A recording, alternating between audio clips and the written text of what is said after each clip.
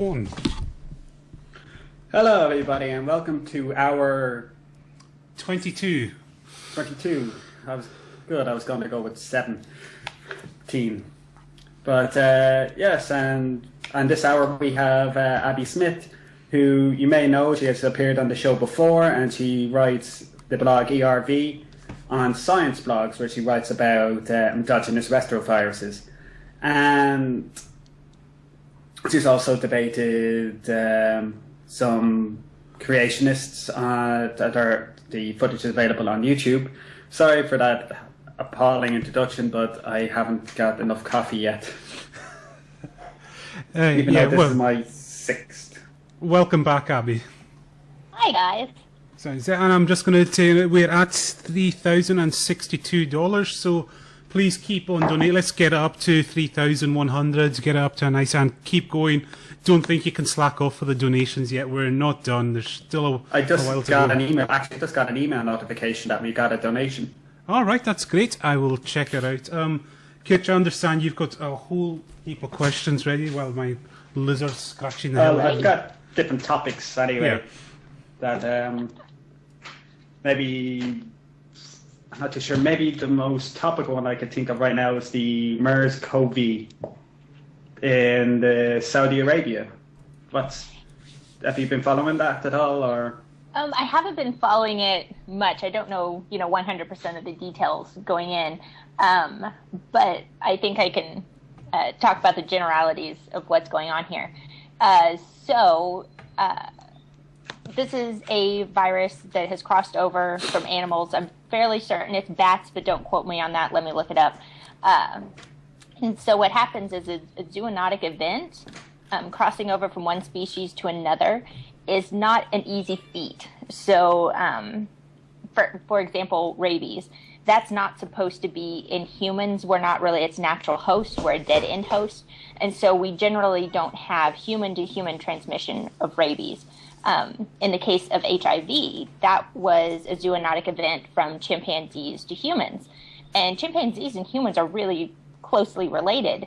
But that crossover probably happened numerous times before HIV finally could get a foothold in humans to lead to the HIV epidemic we see today. And so I think what's happened is we have another zoonotic event here that has spread to a human and perhaps to another human, and it's slowly getting a foothold in humans. And we're hoping to nip this in the bud to prevent, the more it replicates in humans, the better it's going to be at transmitting from human to human. So we need to nip this in the bud. This is another reason why we need to take care of our environment, because as we start encroaching in areas that humans normally aren't, we start encountering more animals. We start displacing more animals from their natural habitat. And so, then we start getting coyotes in the backyard and bats in our attic. But yeah, that's very, very general what's going on in that situation. And unfortunately, at this point, we live in a global society. You can get on a plane in Hong Kong and be in, Buenos Aires 24 hours later. So these rare random events have a chance to have an impact at the global level at this point. And how easy actually is it for viruses such as these that spread from an animal to a human to gain that foothold to go on to more easier human-to-human transmission? It's usually pretty hard, and we have probably been exposed to this virus many times over the course of human history, or perhaps we really haven't. We don't know at this point. But it generally is pretty hard for a virus to adapt to a radically different host. So, just, again, my context of HIV where I see things, there had to be a lot of changes in the SIV virus in chimpanzees before it could really do what it does now in humans. The HIV-1 is not SIV anymore. But we really need to stop this. We need to prevent people from transmitting it to other people, keep individuals quarantined, and that sort of thing. So we stop this. I want to come in. It's a bit of an unrelated question here, Abby, but it's something I hear in the mainstream media that, like, because we're living such sterile lives, our immune systems are getting weaker. Is there any truth to that claim at all? It's not getting weaker. Your immune, there's nothing really that's causing our immune systems to not be good. The deal is, your immune system is the best it's ever going to be when you're a kid. Once you hit 18, your thymus, where many of your immune cells live, starts going downhill. And so what's really important is for you to be exposed to a lot of garbage, to dogs eating dirt, to crawling around on the floor when you're a kid, because you get exposed to lots of different pathogens and such, and it teaches your immune system how to fight those pathogens. And then when you're 84 years old, you might still have some immune cells around that can fight those pathogens. If you're just never exposed to these things, then once you get older, your response can be more violent. So there are some diseases, the later you're exposed to them, the worse they are. EBV, mono, if you're, a high schooler on the basketball team and you all share water bottles and everybody on the basketball team gets mono, it's a bad course of disease, but it's not that bad. If you don't get mono until you're 26, 30 years old, it can knock you out of work for months. Actually, I had a really bad experience with mono because I didn't get it till I was an adult either. And then I believe it's measles that's much, much worse when you're an adult than if you just get the vaccine when you're younger.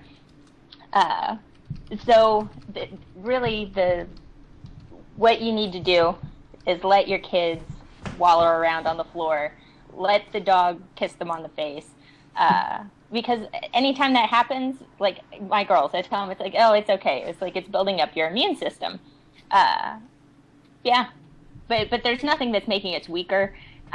We're just not exposed to as much garbage as we were in the past, and that's actually kind of it's a good thing that we aren't exposed to some of that disgusting stuff anymore. And but also lead to allergy problems as well. This cleanliness. Well, I think allergies are fun. I have them; they're awful, but they are a misdirected immune response. So your immune system sees, for example, tree pollen, and it thinks your body is under attack from tree pollen. So you start making these antibodies to tree pollen that are totally inappropriate. There's not little tree pollen going through your bloodstream, trying to kill you. It's not a thing. But your immune system is blind. It doesn't know that. So it's viciously attacking this tree pollen. And the response is, we get itchy, watery eyes, we're sneezing, we're miserable. And so the trick, or one of the tricks we figured out to fight these inappropriate immune responses is to make a different inappropriate immune response. So it's called, what is it called? Allergy shots, I think they call it. So if you're allergic to tree pollen, they expose you to tree pollen IV. And that means that you start making different kinds of antibodies to tree pollen that don't lead to the effects we know of as allergies, sneezing, coughing, that sort of thing. If you don't mind, Kitch, I'll kind of butt. I don't know if you heard this story. I showed it to you, Kitch. You'll remember this. There was a story of some scientist in Japan. He actually grew a new strain of flu virus, and there's people questioning. Yeah. I mean, is that such a big deal as the media was making it out, or is that just something that goes on in research? So I've talked about this before, and the thing I stress is that, yes, scientists are a little kooky sometimes, but for the most part, we aren't idiots. We aren't totally insane. And so what's going on is it's a researcher in Japan and a researcher in the United States at the University of Wisconsin. I have an excellent virology department there. What happens at this point, how we were saying about the zoonotic infections? there are different kinds of influenza, and some influenza likes to replicate in birds. Birds have a certain kind of sugar that influenza needs to infect those cells, very simply. And then humans, we have a different kind of sugar, so we have like human flu. Pigs have both kinds of sugars, so they can be infected by both kinds of influenza. And so sometimes influenza can go from birds to pigs to humans. And that's when we get that bird flu scare that we've been hearing about the past decade or so. And so the deal is, in Southeast Asia, there are people living there in extreme poverty. And so they live with their farm animals. They live with geese, they live with ducks, they're there with birds. And so there were quite a few people, a couple years ago at this point, who were infected with bird flu and subsequently died. So that's not to say that's all because of the bird flu virus. Again, these people are living in extreme poverty, so it could also be, lack of health care and such that led to their deaths. But the point is, we've got a virus that normally replicates in birds, now replicating in people and causing death. So a deadly zoonotic event. And so the concern is that that virus would gain the ability to transfer not only from birds to people, but then from people to people. And none of us, no human, has any immunity to a bird flu. So what these labs did was they developed artificially in the lab a bird flu that can be transmitted mammal to mammal. In this case, I believe it was ferrets. They developed it. This is fantastic because we have developed artificially in the lab a virus that we believe will ultimately evolve on its own in nature. So this isn't some guy wildly, let's make a virus that can kill lots of people. That's not what he's doing. What he's doing is anticipating what is going to evolve out in nature before it actually happens. It is possible. Here's the deal. Many roads lead to Rome. So he might evolve this virus artificially in the lab, and we might be able to make lots of vaccines for a virus that could evolve in nature, and then a different virus evolves in nature. But conceptually, I think it's a really astounding idea that we can do something like this. Imagine if we had known that SIV was replicating in primates and it was a potential zoonotic event in humans, and we figured out an HIV vaccine before it ever crossed into humans. I think that is the approach that they're going with. This wasn't a guy just trying to make a deadly virus in humans for fun. There was a point, and I think a really cool point, that is being missed by people who aren't virologists and don't understand almost kind of the imminent danger we are kind of in. Because, again, there's a huge population in Southeast Asia, poverty, living with their birds, their geese, their ducks. And I really feel like this kind of event is going to happen. The question is there a way we can study this virus in the lab to get a head start on a potentially very deadly epidemic before it occurs? Okay, Kitch, do you want to come in with a question there? Sure. When I was over in ESOF, there was a discussion on emerging pandemics, and just one of the talks said that the antigens, or the surface proteins, or surface sugars, the virus can change these. Just want to keep it. I think I'm probably oversimplifying, but they have one. There's two fields of thought that she presented. One was that the virus has a limited access to an unlimited variety of these sugars, or it has unlimited access to a limited variety of sugars. What do you think of those two ideas? Do you mean sugars, or just what's on the outside of a virus in general? The hemagglutinin, as far as okay, so for influenza more specifically, yeah. I don't know so much specifically with influenza, what's going on there.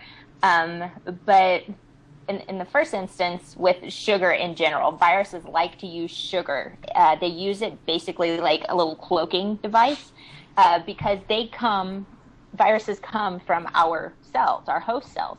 And so if they coat themselves in sugar, our immune system sees it and they're like, oh, that's sugar. I like sugar. I love sugar. I'm going to leave that alone.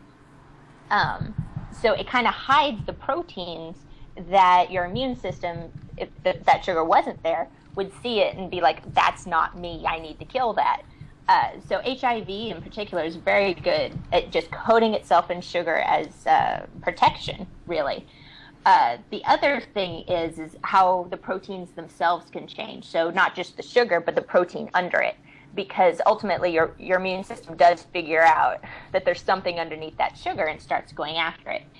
That's a really good question because so far with influenza, it can change that protein a lot and still be an infectious virus because that's why we have to get a new influenza shot every single year. HIV is very similar. It changes that protein under the sugar changes all the time, and that's why we can't make a good HIV vaccine.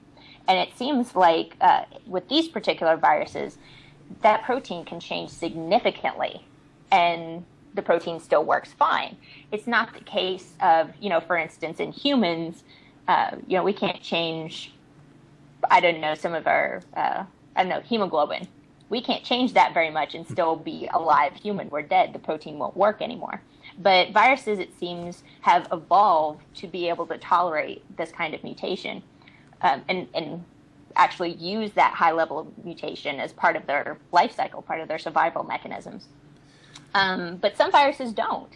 And that's why we can make vaccines to them, because generally it's the protein on the outside that we're targeting with vaccines. So some viruses don't change very much at all, and that's why, we get a couple shots, we take the oral polio vaccine on a sugar cube, and we're protected our entire lives. So it depends on the virus. I'm just going to read a quick question from the chat here. It's from Bod to Bits. It says, Abby is too excited about this. Does she have secret plans to conquer the universe with an army of highly trained viruses?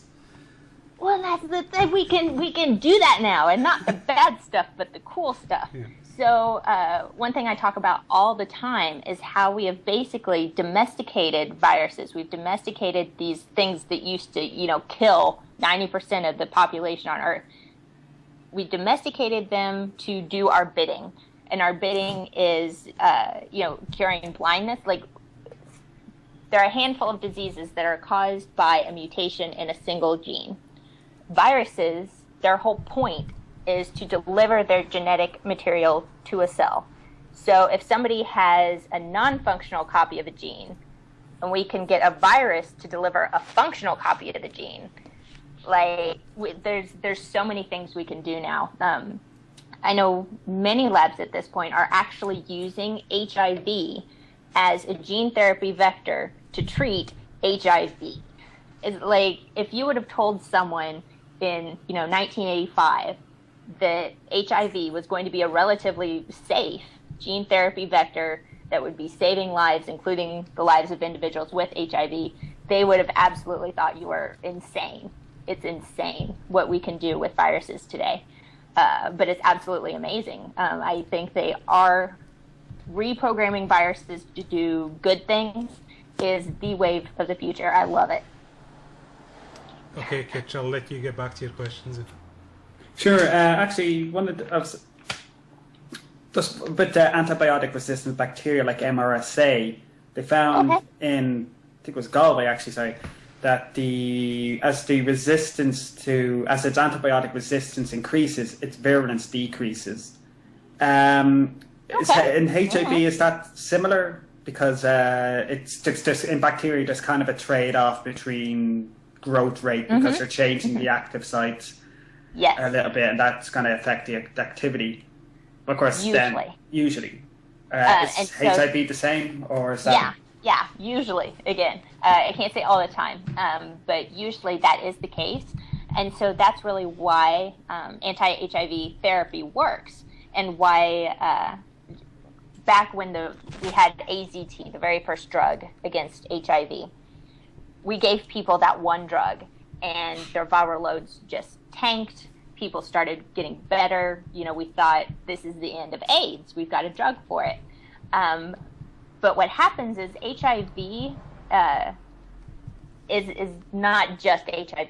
HIV is a population of viruses that have the same average, but every virus is a variant off that average. And so what happens is you give someone a drug, and there are already variants in that person that are resistant to the drug, just by chance, because it was just making mistakes here and there, and there are a handful that have the necessary mutations to escape that drug. And generally what happens is that, yes, there is a fitness cost to escape from an antiviral medication. So that initial escape variant doesn't replicate fast, it doesn't replicate well. But what happens is that one virus starts making little mutations off the average again, and ultimately it will stumble across mutations that regain fitness. They're called compensatory mutations. And so it's not only able to escape the antiretroviral, but it's also highly fit. And so we gave these people AZT, their viral loads tanked, and then several years later, several months later, it depends on the individual, the viral loads pop back up, and they're full of virus that can resist the drug. And so that's why we do the combined therapy. We give people at least 3 drugs at the same time. So then the viruses that are still replicating in that individual are much less fit, because they aren't resistant to one antiretroviral, not 2, but 3 antiretrovirals. And it's got to figure out how to regain fitness from that point. And in many patients, it does. HIV as a population is terrifyingly efficient at what it does. But yes, generally escape from an antiretroviral does come at a fitness cost, and we capitalize on that, but we can't hold it off forever. And can HIV become dormant in hosts? Sure. Individual viruses will become dormant in individual host cells. So the virus itself isn't individually dormant. It will infect a cell and then chill out. So I'm just going to sit there. It doesn't cause any trouble. It doesn't do anything. And that's ultimately the problem with many of our therapy or newer therapy approaches, in that, you think you get rid of all the virus, and then those quiet guys wake up again and the virus is back. Okay. And studying, it's called latency. Studying HIV latency is in how to wake up all the viruses at once is a hot topic in HIV research right now. And it has been for a while. It's extremely difficult area to study.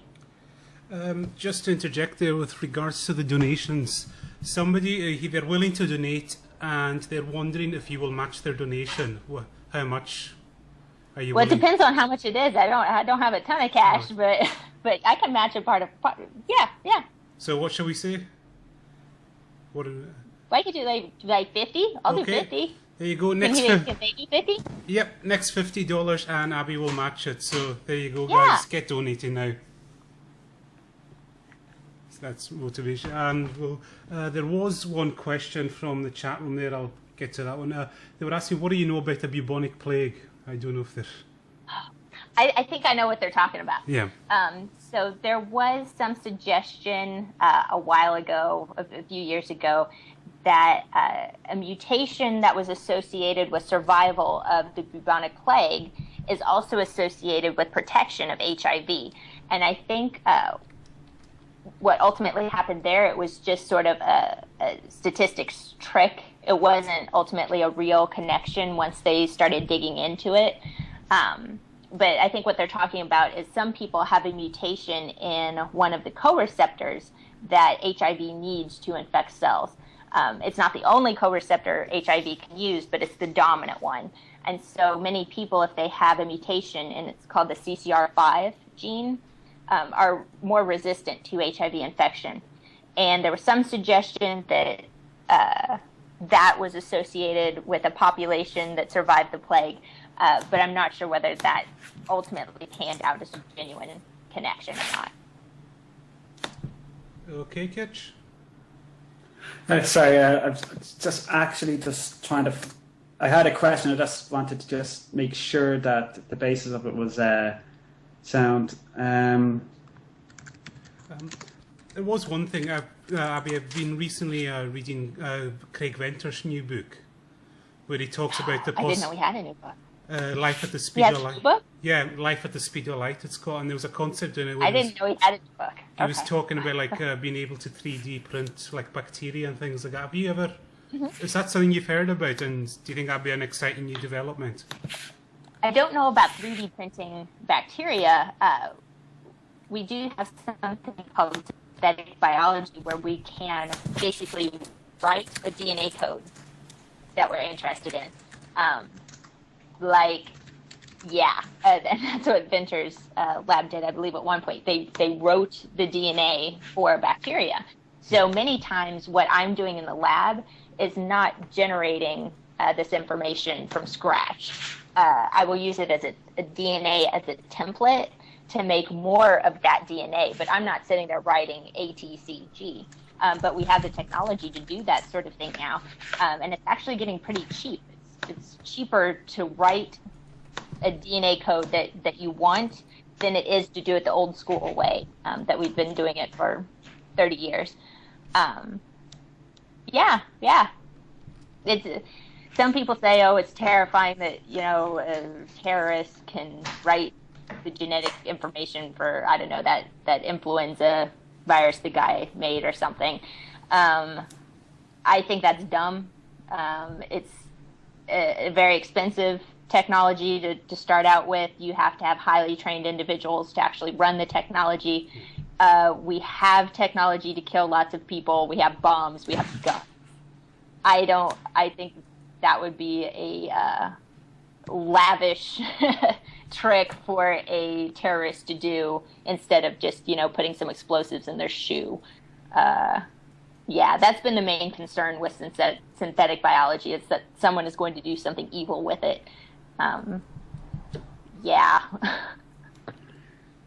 It's not exactly the easiest thing to do in the world.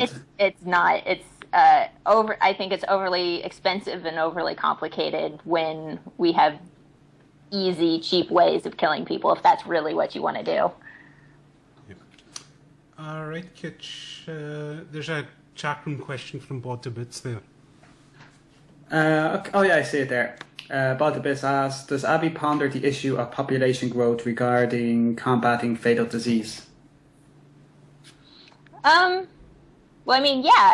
Let's say we cure AIDS tomorrow. Super. Well, now we've got, this huge population in Africa that, now they aren't going to die. They need jobs. They need food. They need shelter. What are you going to do? All you can do is make people's lives better. They say one of the best things to curb population growth is to really educate individuals. The more educated a person is, the fewer kids they have. So, educate individuals, make their lives better, get everyone access to birth control, that sort of thing. But that's not my focus. My focus is helping the people who need help now. Modern humans do not participate in Darwinian medicine. I'm not going to look at a kid infected with HIV and say, population growth, sucks to be you. That's unempathetic. If I was that child, I would want someone to help me.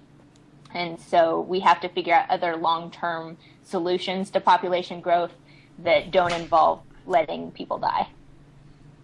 Okay, Kitch, there's a few more questions coming in there in the chat room. Okay. Yeah, they're in the Skype chat there. Oh, okay. There we go. Okay, that's there we go. From Dimitri. What exactly would be an example of something evil that could result from this work? I assume it's the work on the influenza virus. Or the bird flu. Well, I think the main concern, I've seen a lot of alarmist responses from even other scientists to this kinds of research. We do research with smallpox. We do research with deadly, terrifying organisms, and we control them. It's in highly secured facilities.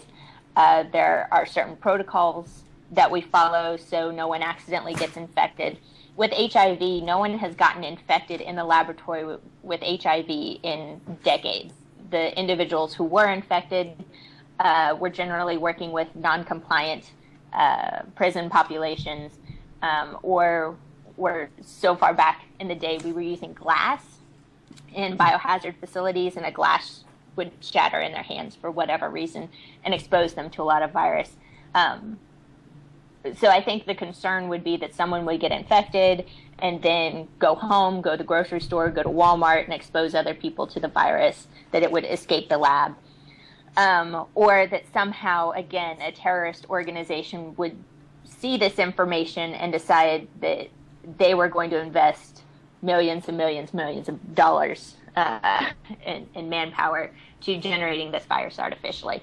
And I just don't think that's reasonable. I think it's far more likely, because we've seen it, that the virus is going to evolve in nature naturally. It's not a matter of if, but when.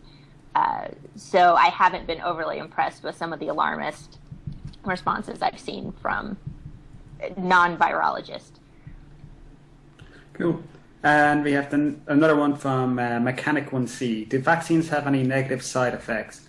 Are there any legitimate reasons why someone wouldn't get a vaccine? Sure. So some people are allergic to stuff that's in a vaccine. We grow influenza vaccine in eggs. If you are allergic to eggs, do not get a shot influenza vaccine. That's bad. Don't do it. There are alternatives. You can still get different influenza vaccines if you're allergic to eggs. But yes, there are some people who are allergic to ingredients. There are some people with compromised immune systems. So some of the viruses we get in vaccines aren't dead, or they aren't just chunks of viruses. They're just weak viruses. So those of us with normal immune systems fight those weak viruses off just fine. But if you have a compromised immune system, if you're going through cancer therapy, something like that, then you should not be getting a live weakened virus, because a weak virus could still be very bad news for someone in that situation. Otherwise, random chance things can happen. I think the side effect that worries parents the most is when their kids get a really high fever after they get a vaccine. And some kids get a super, super high fever and can have a seizure, and that's super freaking scary. But there aren't any long-term effects after that. The comforting aspect of this is that a fever is a sign that your immune system is responding to the vaccine. So it's actually kind of good news, like if your kid gets a little fever after they get their shots, because you want the kid's immune system to fight it off. Because if they are, these dead viruses or just chunks of viruses, technically they can just float through your immune system for a while, and eventually float through your blood system for a while, and eventually they'll degrade on their own.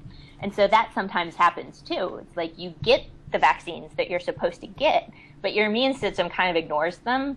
And so then you aren't protected as well as you think you are, because you're like, I got my MMRs when I was a kid. So if some dingleberry who doesn't get their vaccines gets measles and comes back home, I'm not going to get sick because I've had my vaccine. That's not always the case. And you won't know until you get exposed to one of these jerks and get measles that you didn't have a very good immune response to the vaccine. But yeah, as to ultimately huge side effects, people dropping dead after they get the HPV vaccine, or getting autism after they get the MMR, things happen. A happens, then B happens. That doesn't necessarily mean that B is caused by A. So I think, ultimately there was a recent review of thousands and thousands and thousands of vaccine trials, and there's just really nothing that comes up as a huge red flag. I get my shots whenever they're due, whenever they're needed. I don't unless you're allergic to an ingredient or have a compromised immune system. There's no reason you shouldn't. Especially if you've got babies popping up in your family, make sure you get a whooping cough booster. That's something we don't think about, but it's really easy for us to get a booster as an adult to not accidentally expose baby to whooping cough. Influenza, if you've got babies in the family, definitely get your influenza shot that year, because you don't want to hurt someone else's baby or your own. Okay, just to interject there, someone has stepped up to the plate. We just got a $70 donation, but you just match the 50 and that'll be fine. Sure, yeah. All right. So what are we at now? We are at $3,152, so why not, let's push for 3,200 by the end of this hour and really get things going. And there was something else I was meaning to say. Yeah, we are on the front page of the Vaughan streaming site, so for those of you on the front page, we are raising money for the wonderful charity Engineers Without Borders. Please come in, donate as well. Although there's only a few hours left, we've got Abby Smith and coming up Matt Dillahunty, so there's plenty to look forward to and plenty of time to get a few more donations in before the end of the day. Did you have any other questions there, Kitch? Yeah, sure. I know there's one little question left, but I just want to ask this one that if I can remember it actually. Well, there was one I had for Abby. Yeah. It's kind of a little bit off course, but I've noticed, like, see, when you're debating the creationists, do you sense any hostility of them for not only you're a non-believer but also a woman as well, challenging, like, these pastors and things like that? Is there an added kind of tension to that? When I debated Charles Jackson, I didn't get any of those vibes at all. I think my minor in psychology in college means I'm an expert in this topic here. But I got the impression that he was more interested in himself and more excited about getting to do a show in front of all these people. I think I was there, but I was just a prop. I don't think he didn't mind me in any capacity. All right. With Steve Kern, I think he vastly underestimated me, and I don't know whether that was because of my age or gender. I can't attribute those things to him, but he absolutely underestimated me as a debate opponent. I was underwhelmed, to say, like, he's a pastor of this absolutely massive church in Oklahoma, so I was expecting, pastor charm, charisma, the usual stick you get from those kinds of people. And he just, was not prepared. It wasn't a good presentation. And he absolutely got hostile at one point, but I don't know really the root cause of that hostility, other than I was having a great time. I was in a very cheerful mood and not just bulldozing over this guy, and he was losing. I think it was more of a sore loser thing than anything. Is that the one where he said, "I don't know where you get your theology from," and then when you started explaining your science, he just goes, that's wrong, and you're saying, "I don't know where you get your biochem from"? I don't remember that one. It was something along those lines. Yeah. He was the one saying that, he's the truth. He's the only one who cares about the truth. And his truth is, of course, completely fabricated from people who didn't know anything thousands of years ago. But yeah, I wouldn't attribute any of that really to my gender or anything like that. Actually, sorry, I just actually remembered my question, and embarrassingly enough, it's actually the first point I actually had on my notes. And that's about the West Nile virus. That's actually apparently supposed to be knocking on Europe's door. Yeah, we've had that in the U.S. for a while. And I'm pretty, there are so many mosquitoes out right now, I'm pretty sure I'm going to get it this summer. I think it's ultimately more of a mild disease than people were initially concerned about. But it's not fun. Like a summer flu, a summer cold. I wouldn't be too worried about it, but wear bug spray. It's not fun. It's supposed to be harsher on older people, isn't it? Yeah, well, and most diseases are. So, as we were talking about before, your immune system ultimately declines as you get older. And so older individuals don't have the immune system they had when they were 18 years old. And so that's why, the saying is if you live long enough, you're going to get cancer because your body loses their surveillance to kill those cancer cells. And so many times viruses, bacteria are more aggressive in older populations because of that. It's not fun. Wear bug spray. Wear the good bug spray. All right, just to let us know, we're coming up for 15 minutes left, so please keep donating, get those donations coming in. We've done quite well this hour, and like I said, Abby's going to be adding another $50 for this hour, so doesn't mean you can stop, just keep going with it. All right, I don't know, was there chat room questions there, Kirk? I think there's one I left. Yeah, you go ahead. Do you think we'll ever see an outbreak as devastating as the Spanish flu again? And that's guest 8828225181. The frustrating thing is you can't predict that. You just can't. It happens. I think the good news is that we have really good technology today for discovering new viruses. So back when SARS first popped up, this MERS that's popping up, we know how to detect RNA, we know how to detect DNA, we know how to detect retroviruses, and they simply did not have that technology back in 1918. They just knew people were getting sick and dying, and they didn't know why. They didn't have drugs to treat it, and we aren't as in the dark as we were in 1918. So hopefully something like this could pop up, but it would be identified and contained before it became a worldwide epidemic like this. And I guess the good news is for viruses that kill people relatively quickly is that they don't spread. They burn out because they infect lots of people in a set environment. Those people die before they can spread to alternate environments. And so you get these extremely deadly flare-ups, but they burn out. So I would say hopefully no, fingers crossed.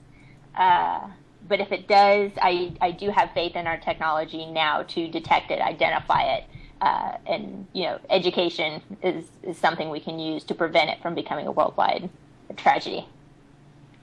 And actually, just on that note, I'm not sure if I asked you this in the last show, but what's your opinion of the movie Contagion? I never saw it. I usually don't watch virus movies because they just make me angry.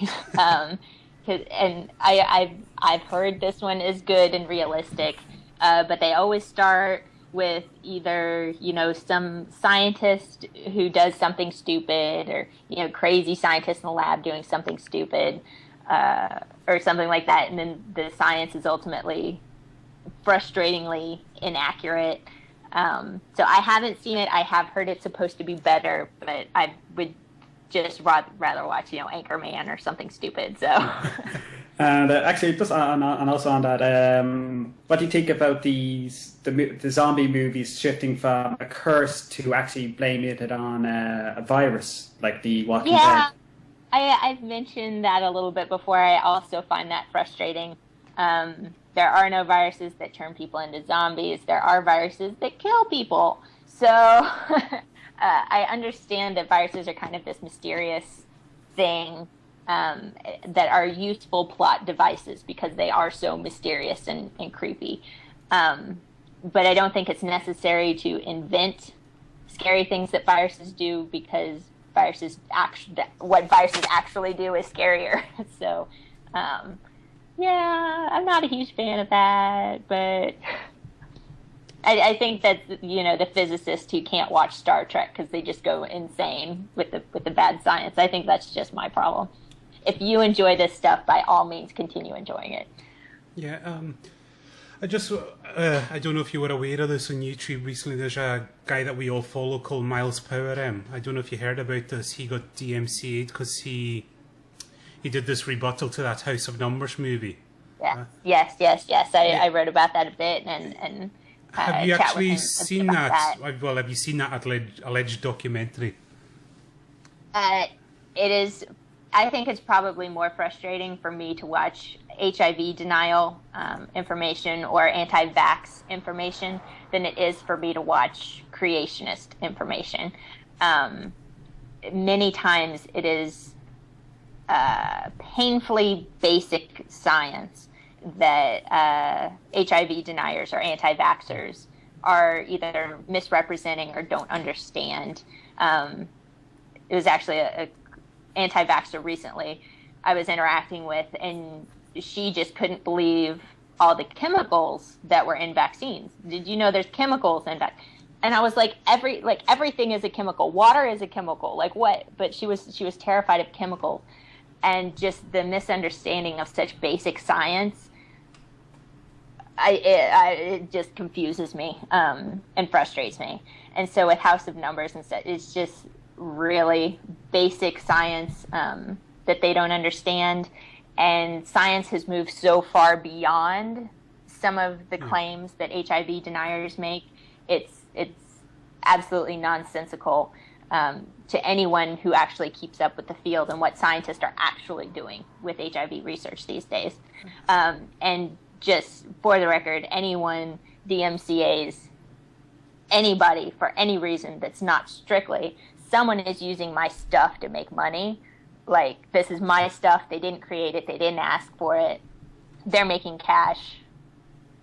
That, yes, absolutely, DMCA them. But if somebody is critiquing someone's work and they use DMCA to get that critique taken down, I just think it's villainy. It's repulsive. Someone who would do something like that. Yeah, that's my opinion on that. I would say just with the nature of your blog, do you kind of get a lot of hate mail from HIV deniers?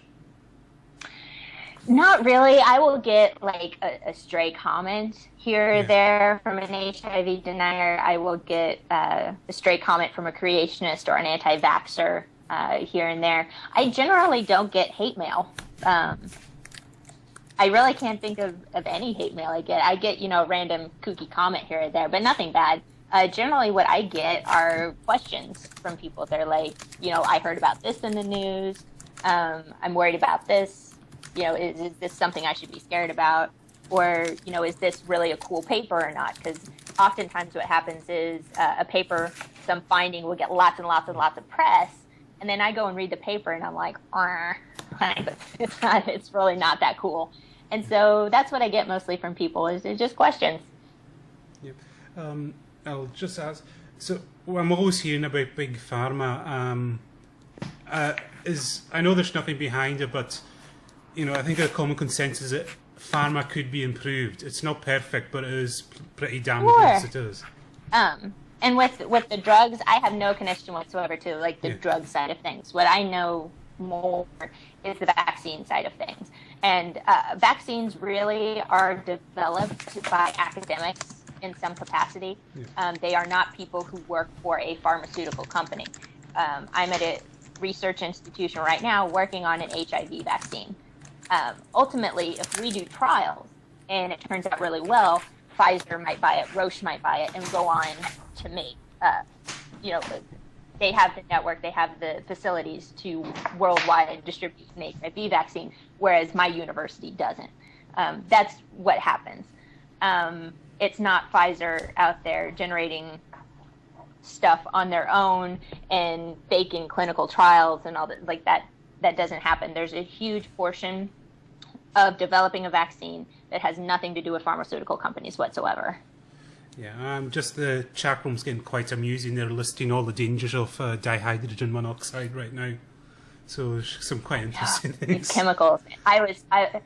It's just like how do you even address someone like that? Yeah. Like, how do you address someone who's terrified of chemicals when they don't even know what a chemical is? Like, that's not a conversation. That's not a debate. That is a proudly ignorant individual with a firmly held belief based on stupidity.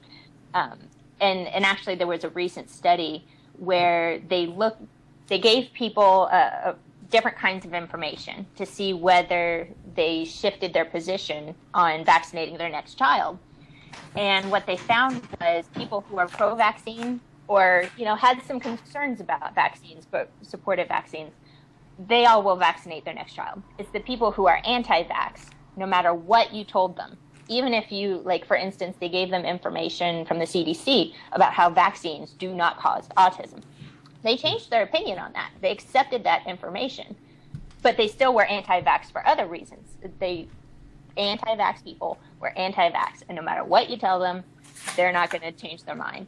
And really, that's kind of what you see with creationists, too, like those of us who have interacted with them for a while. It doesn't matter what information you give them. It's not the science they're interested in. They've got an emotionally based opinion, and they're going to keep it. Yeah, it's like... what can you do? It's like I told the team here, my mother, like I think it was about 10 years ago, she had breast cancer, and then she joined a breast cancer support group. And one year they had the conference in, the city I now live. And I went along with her one day to the and I was just absolutely stunned at the amount of kind of new age woo kind of stuff that was going on there. Yeah. I think that's different. That's predatory. Yeah. What they do to people with, I mean, creationism is to a degree predatory in how they take advantage of people's religion and faith for cash. HIV denial is denial. And anti-vax positions, I think to a degree, are predatory on families with autism. But those people who go after cancer survivors or people who are trying to overcome cancer, that's low-level stuff right there. Yeah, Kitch, we're just coming up. We've got 2 minutes left, so I will check the donations, and Kitch, you can have the last question for Abby. Sure. Actually, sorry. I think I've basically ran out of my questions almost. That's okay. If people have questions later, they just go to my blog. There's a contact page with my email on it, endogenousretrovirus@gmail.com. If they've got questions they think of later or we didn't get to for something, like it flew past the chat window or something and we missed it. Oh, actually, I got one from Dimitri. Have you ever played Plague Inc.? That's actually something I actually played myself. Vaguely. I think I played that a couple years ago for a little bit, but I didn't ever really get into it. But I like those games. Okay, I think we can wrap up this out. Thank you very much, Abby, and you came in thank you for having me. And you came in at quite short notice as well. So, and it's a pleasure to have you back again. No, it was absolute pleasure, and good luck with your fundraiser. Yeah, thank you very much, and everyone, please keep the donations coming in, and we'll be back on. Our last guest of the day, Mr. Matt Dillahunty, is coming up for you, so please keep the donations rolling in, and we'll be back on the air in a second. And again, many thanks to Abby. Hi guys.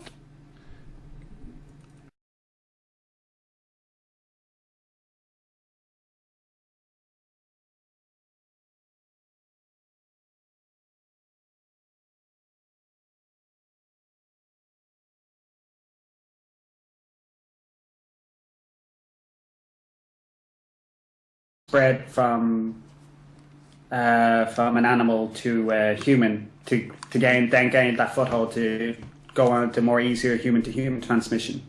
It's usually pretty hard, and we have probably been exposed to this virus many times over the course of human history, or perhaps we really haven't. We don't know at this point. But it generally is pretty hard for a virus to adapt to a radically different host. So I mean, just again, in my context of HIV, where I see things, there had to be a lot of changes in the SIV virus in chimpanzees before it could really do what it does now in humans. The HIV-1 is not SIV anymore. But we really need to stop this. We need to prevent people from transmitting it to other people, keep individuals quarantined, and that sort of thing. So we stop this. I want to come in. It's a bit of an unrelated question here, Abby, but it's something I hear in the mainstream media that, like, because we're living such sterile lives, our immune systems are getting weaker. Is there any truth to that claim at all? It's not getting weaker. Your immune, there's nothing really that's causing our immune systems to not be good.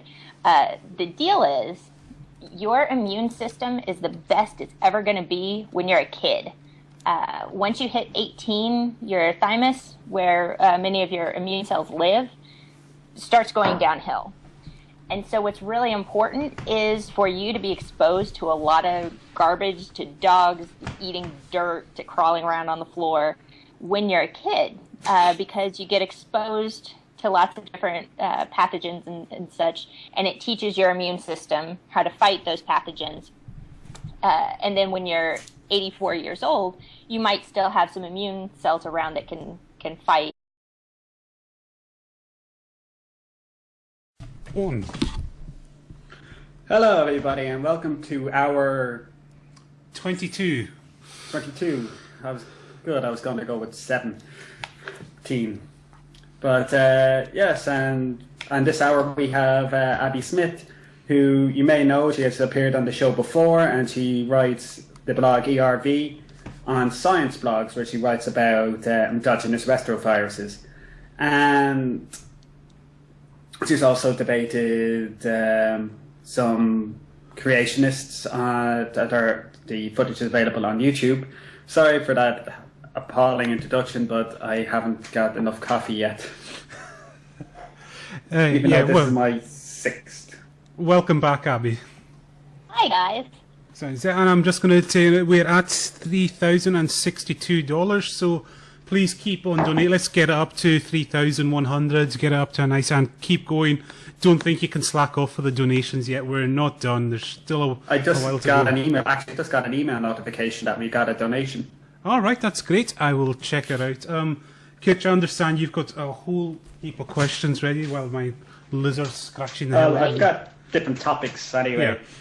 Yeah. That maybe, I'm not too sure. Maybe the most topical one I could think of right now is the MERS-CoV in Saudi Arabia. Have you been following that at all, or? I haven't been following it much. I don't know, 100% of the details going in, but I think I can talk about the generalities of what's going on here. This is a virus that has crossed over from animals. I'm fairly certain it's bats, but don't quote me on that. Let me look it up. And so what happens is it's doing those pathogens. If you're just never exposed to these things, then once you get older, your response can be more violent. So there are some diseases, the later you're exposed to them, the worse they are. EBV, mono, if you're, a high schooler on the basketball team and you all share water bottles and everybody on the basketball team gets mono, it's a bad course of disease, but it's not that bad. If you don't get mono until you're 26, 30 years old, it can knock you out of work for months. Actually, I had a really bad experience with mono because I didn't get it till I was an adult either. And then I believe it's measles that's much, much worse when you're an adult than if you just get the vaccine when you're younger.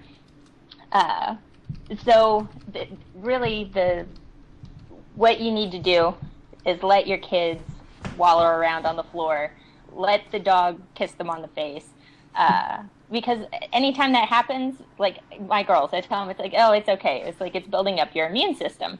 But there's nothing that's making us weaker.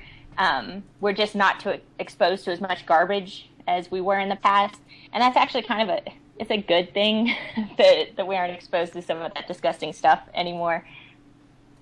And but also lead to allergy problems as well. This cleanliness. Well, I think allergies are fun. I have them; they're awful, but they are a misdirected immune response. So your immune system sees, for example, tree pollen, and it thinks your body is under attack from tree pollen. So you start making these antibodies to tree pollen that are totally inappropriate. There's not little tree pollen going through your bloodstream, trying to kill you. It's not a thing. But your immune system is blind. It doesn't know that. So it's viciously attacking this tree pollen. And the response is, we get itchy, watery eyes, we're sneezing, we're miserable. And so the trick, or one of the tricks we figured out to fight these inappropriate immune responses, is to make a different inappropriate immune response. So it's called, what is it called? Allergy shots, I think they call it. So if you're allergic to tree pollen, they expose you to tree pollen IV. And that means that you start making different kinds of antibodies to tree pollen that don't lead to the effects we know of as allergies, sneezing, coughing, that sort of thing. If you don't mind, Kitch, I'll kind of butt in. I don't know if you heard this story. I showed it to you, Kitch. You'll remember this. There was a story of some scientist in Japan. He actually grew a new strain of flu virus, and there's people questioning. Yeah. I mean, is that such a big deal as the media was making it out, or is that just something that goes on in research? So I've talked about this before, and the thing I stress is that, yes, scientists are a little kooky sometimes, but for the most part, we aren't idiots. We aren't totally insane. And so what's going on is it's a researcher in Japan and a researcher in the United States at the University of Wisconsin. I have an excellent virology department there. What happens at this point, you know how we were saying about the zoonotic infections? There are different kinds of influenza, and some influenza likes to replicate in birds. A zoonotic event, crossing over from one species to another, is not an easy feat. So, for example, rabies, that's not supposed to be in humans. We're not really its natural host. We're a dead-end host. And so we generally don't have human-to-human transmission of rabies. In the case of HIV, that was a zoonotic event from chimpanzees to humans. And chimpanzees and humans are really closely related. But that crossover probably happened numerous times before HIV finally could get a foothold in humans to lead to the HIV epidemic we see today. And so I think what's happened is we have another zoonotic event here that has spread to a human and perhaps to another human, and it's slowly getting a foothold in humans. And we're hoping to nip this in the bud to prevent, the more it replicates in humans, the better it's going to be at transmitting from human to human. So we need to nip this in the bud. This is another reason why we need to take care of our environment, because as we start encroaching in areas that humans normally aren't, we start encountering more animals. We start displacing more animals from their natural habitat. And so, then we start getting coyotes in the backyard and bats in our attic. But yeah, that's very, very general what's going on in that situation. And unfortunately, at this point, we live in a global society. You can get on a plane in Hong Kong and be in, Buenos Aires 24 hours later. So these rare random events have a chance to have an impact at the global level at this point. And how easy actually is it for viruses such as these that